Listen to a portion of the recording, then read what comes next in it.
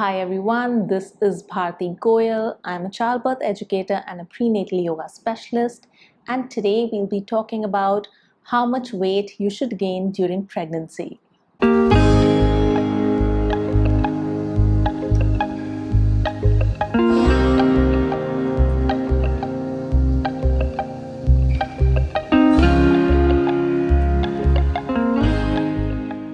Today we'll be talking about what is an optimal weight gain during pregnancy and what are the risks involved if you gain too much or too little.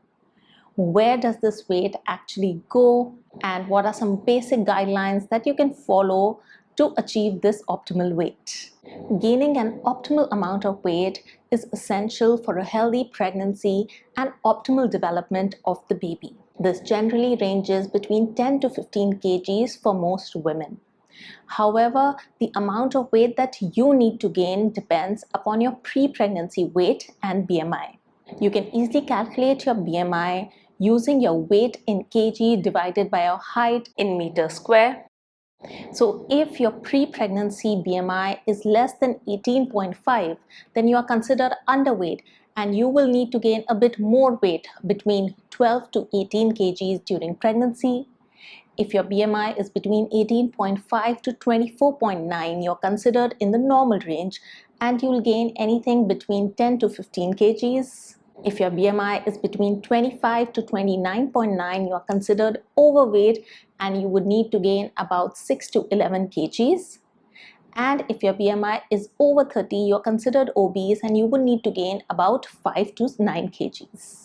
Now, how this weight is distributed throughout the pregnancy also depends on trimesters. So generally, most women gain about 0 to 2 kgs in the first trimester because they face a lot of issues like nausea, aversion to certain foods. So they end up gaining 0 to 2 kgs of weight only.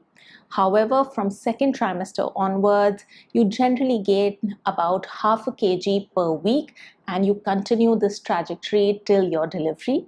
So where does this weight actually go?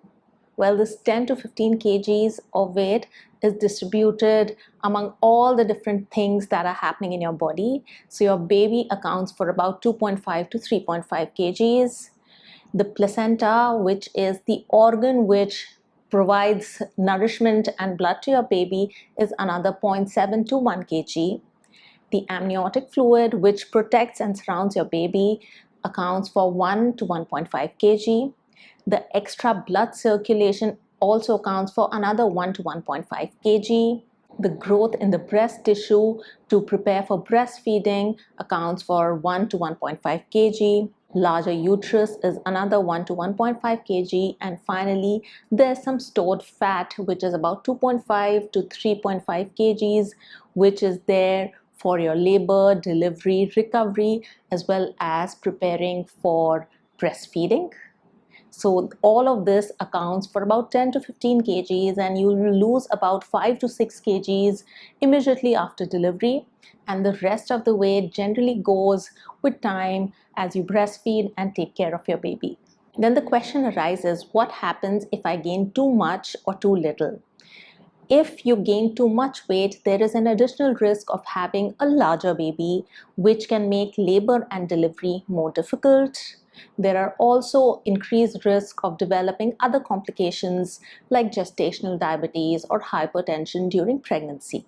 On the other hand, if you gain too little, there are chances of not having a healthy pregnancy, and it can also impact the baby's growth. So how do you gain this optimal weight?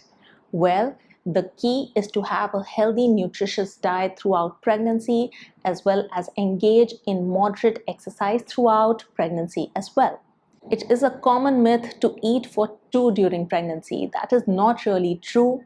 You just need about 300 to 400 extra calories every day starting from trimester 2. So that is not really much. 300 to 400 calories is just a small snack. What you need to make sure is that the food you eat is really nutritious and filled with vitamins and minerals so that you meet your nutritional needs. I'll be talking specifically about nutritional needs during pregnancy in a separate video. So remember, you are thinking about two people, but you're eating just for one. Other than this, for exercise, you can start with gentle walking starting from trimester 2. Once you have a clearance from your doctor, about 30 minutes of gentle to moderate walking throughout pregnancy is very good for just having a healthy pregnancy and keeping your activity and mobility up. You can also start doing prenatal yoga from 16-week onwards once you have a clearance from your doctor.